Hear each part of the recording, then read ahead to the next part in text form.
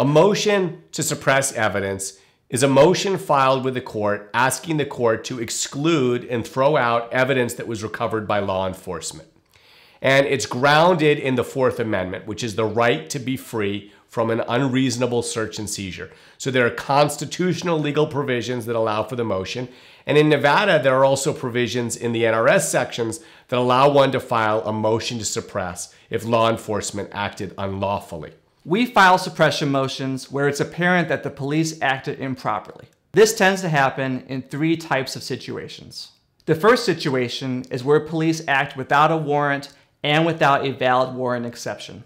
The second situation is where the police have a warrant, but we find that it's improperly issued, so we're able to actually attack the warrant itself.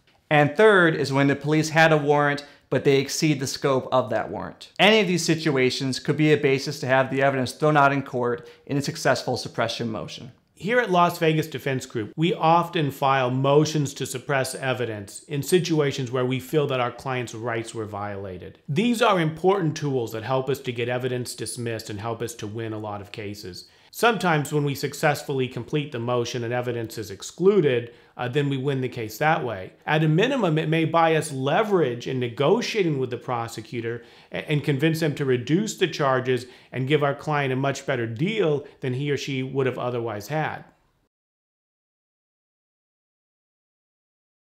It's really important in a case where there's physical evidence to determine how it was that law enforcement came into possession of that evidence. Here at the Las Vegas Defense Group, we're going to review the police reports. We're going to get law enforcement's position about what happened. We're going to get your position about what happened. And sometimes there's a dramatic difference between what law enforcement says and what our clients tell us.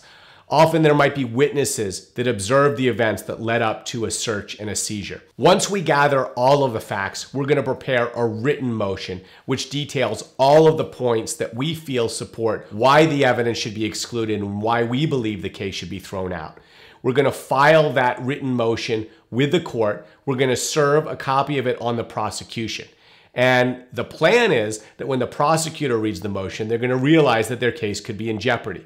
Sometimes, based on the filing of a motion alone, we can negotiate a much more favorable resolution. And sometimes, if the prosecutor believes our motion has merit, they may simply submit on the motion and the case could be dismissed. If we win our motion, if we're successful in our motion to suppress evidence, then the consequence is that the evidence that the police illegally discovered or obtained is excluded from court.